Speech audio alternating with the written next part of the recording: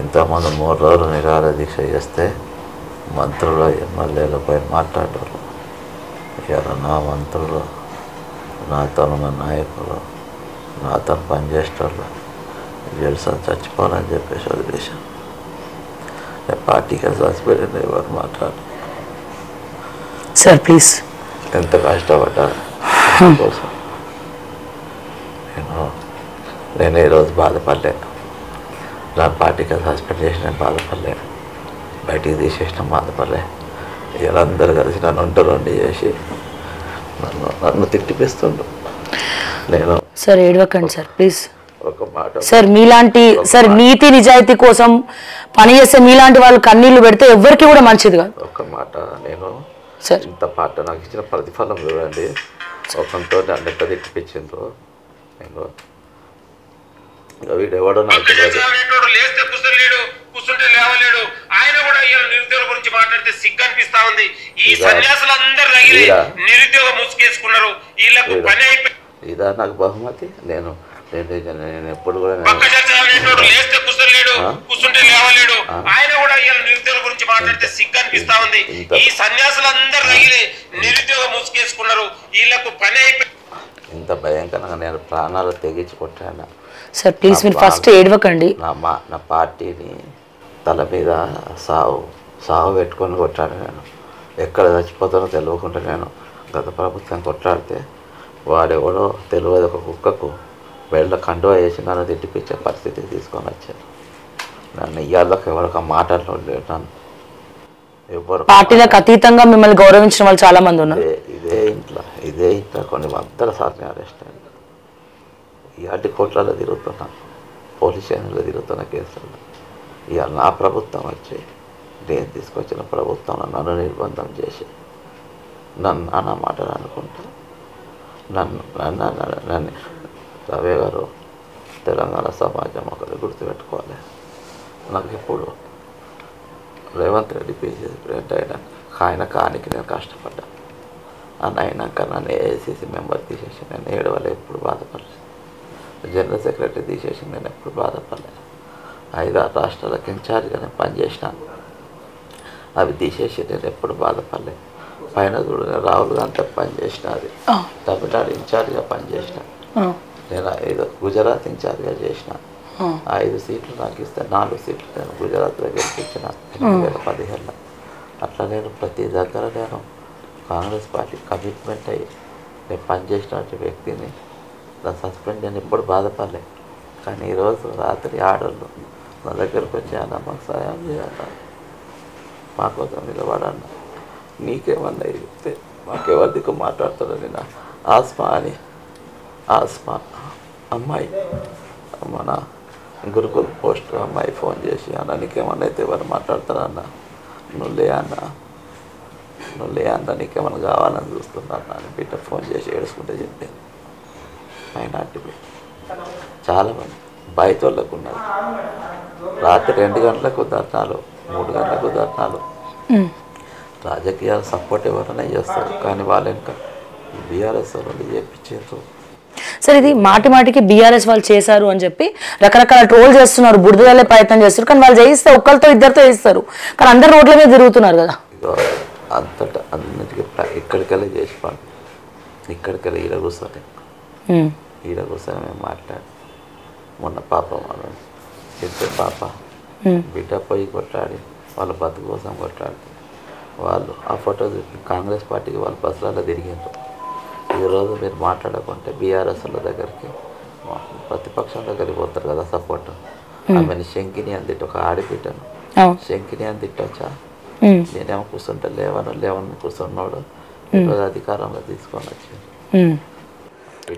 మరి ఇప్పుడు వీళ్ళు ఆర్టీఐ యాక్ట్ లేసి ఏ యాక్ట్ లేసి మీరే కదా సార్ అన్ని స్కాములు బయట పెట్టింది. దాదాపు 150 పేజీల 200 పేజీలు ఉంది, 179 పేజీలు ఉన్న పుస్తకం. అంటే అన్ని స్కామ్స్ మీరు సిబిఐకి, ఈడీకి, మరి మీరు కాలు చేతులు పనిచేయనోడే కదా ఇవన్నీ కూడా చేసింది.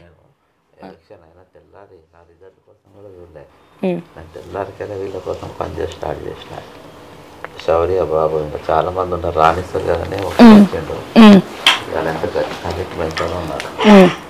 ఇవాళ నా బాధ అంతా నా కోసం కాదు, నేను చెప్తున్నా కానీ రాసిస్తా. కానీ ఈరోజు మనం మాట ఇచ్చినాం, ఆ మాట పైన మనం ఉండాలి, ఆ మాట పైన మనం నిలబడాలి. ఖచ్చితంగా ఈ డిమాండ్స్ ఫుల్ఫిల్ చేయాలి.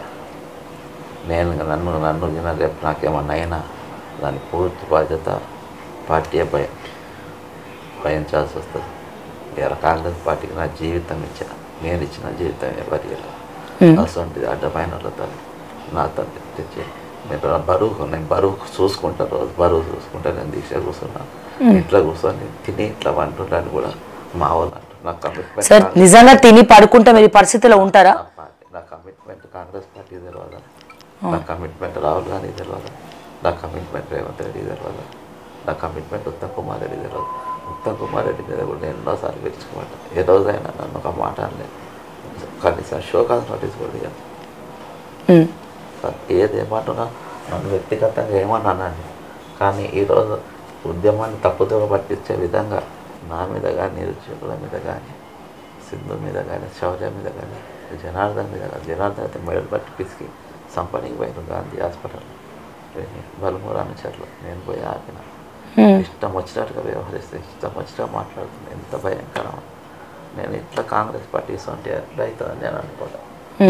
వాళ్ళే నాశనం చేసినట్టు వాళ్ళకంటే అధ్వానంగా వీళ్ళు చేసిండ్రు. పోయిన వాళ్ళు నాశనం చేసిండ్రు. ఇస్తలేరా అంటే అంతకన్నా ఘోరంగా చేస్తున్నారు.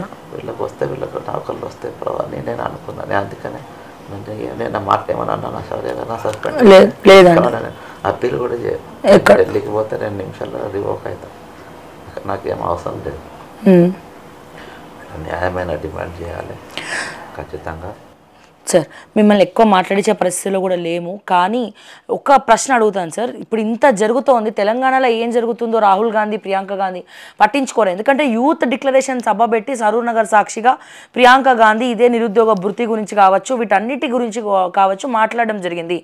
తెలంగాణ రాష్ట్రంలో నిరుద్యోగులందరూ కూడా రోడ్డుకెక్కిర్రు, కానీ రాహుల్ గాంధీ పట్టించుకోరు. ఇప్పుడు మీకు రాహుల్ గాంధీ క్లోజ్, ఏఐసిసితో పనిచేసినారు మీరు. సో మీరు ఇటువంటి పొజిషన్లో ఉన్నప్పుడు కానీ, పార్టీ సస్పెండ్ చేసినప్పుడు కానీ వాళ్ళన్న పట్టించుకోవాలి కదా.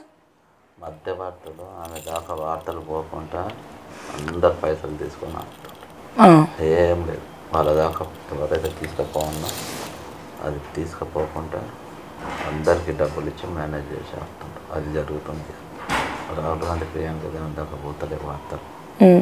మధ్యలో డబ్బులు ఇలా డీపాదాస్ నుంచి ఉంది. ఏం చేస్తుందని ఎందుకున్నది ఇక్కడ ఇంత పెద్ద జరుగుతూ ఉంటే. కాబట్టి శౌర్య మాట్లాడుతూ శౌర్య పనిచేసాను కాంగ్రెస్. సార్ లాస్ట్గా మిమ్మల్ని ఒక క్వశ్చన్ అడుగుతున్నాను సార్. వాళ్ళు ఏం పట్టించుకోవట్లే, నిరుద్యోగుల్ని కూడా గాలికి వదిలేసారు. మీరేమో 8వ రోజు దాకా ఆమరణ నిరాహార దీక్ష చేస్తున్నారు. లైవ్లో యాక్చువల్గా చూస్తున్న వాళ్ళ మాట్లాడే అడ్డమైన విధవాళ్ళు ఏమైనా మాట్లాడతారు కావచ్చు. మీరు ఫేస్ చూసినా ఆయన చూస్తే క్లియర్గా తెలిసిపోతుంది. ఆయన పచ్చి మంచినీళ్ళు కూడా ముట్టకుండా చాలా సిన్సియర్గా చేస్తూ ఉన్నాడు. ఎన్నెన్నో పదవులు వేరే పార్టీ వాళ్ళు పిలిస్తే కూడా ఎడమకాలతో తన్నేసిండు, అవసరం లేదు మీ పదవులు అని చెప్పి ప్రజల కోసం, ఇష్యూస్ కోసం కొట్లాడుతూ ఉన్నాడు. సో 8వ రోజు దీక్ష చేస్తూ ఉన్నాడు. మాట్లాడే వాళ్ళు ఎవడో మాట్లాడే మీరు పట్టించుకోవాల్సినటువంటి పని లేదు సార్. కానీ మీలాంటి ఒక ప్రశ్నించే గొంతుక, మీలాంటి ఇష్యూస్ కోసం మాట్లాడే వాళ్ళు సమాజానికి అవసరం. కాంగ్రెస్ పార్టీ పట్టించుకోము, జడ్సన్ ఏం చేస్తే చేసుకొని అని చెప్పి వాళ్ళు వివరిస్తున్నప్పుడు మీరు ఇలాగే ఉంటే ఇప్పటికే మీ ఆరోగ్యం మొత్తం క్షీణించిపోయింది, దినదిన గంటంగా నడుస్తూ ఉన్నది, చాలా నీరసంగా ఉన్నారు. మీ పరిస్థితి ఏంది? మీరు ఇట్లనే మొండి పట్టుబడితే మీ పరిస్థితి ఏంది అంటున్నాను నేను. ఇంకా ఎన్ని రోజులు ఇట్లా కూర్చుంటారు? కాంగ్రెస్ పార్టీ నా జీవితమే ఇచ్చిన, నా యవ్వనం ఇచ్చిన, నా లైఫే ఇచ్చిన. సరే ఈ ప్రాణం ఉంది, అది కూడా కావాలని కోరుకుంటున్నాను. కోరుకోని అలా నా ప్రాణం కావాలి కావచ్చు. కానీ చాలా బాధ అనిపిస్తోంది. ఎందుకంటే ఇప్పటి వరకు జడ్సన్ సార్ ఏదైనా ధైర్యంగా ఎదుర్కొన్నారు, ఒంటరి పోరాటం చేసిండు. పార్టీ సపోర్ట్ ఉన్నప్పుడు ఒంటరిగానే ఉన్నాడు, పార్టీ లేనప్పుడు ఒంటరిగానే ఉన్నాడు. అటువంటి వ్యక్తితో కూడా ఈరోజు కన్నీళ్లు పెట్టించి చూసిరా. ఇక మీ కర్మ డెఫినెట్గా మీ వెనకాల పడుతూనే ఉంటుంది. అంటే ప్రజా సమస్యల కోసం కొట్లాడిన వాళ్ళు అప్పుడు ప్రశ్నించిండు, బీఆర్ఎస్ ఉన్నప్పుడు ప్రశ్నించిండు, ఇప్పుడు కూడా ప్రశ్నిస్తూ ఉన్నాడు. సో ఈయన ఏంది అనేది కాంగ్రెస్ పార్టీకే బాగా తెలుసు, పెద్ద పెద్ద లీడర్స్ అందరికీ కూడా బాగా తెలుసు.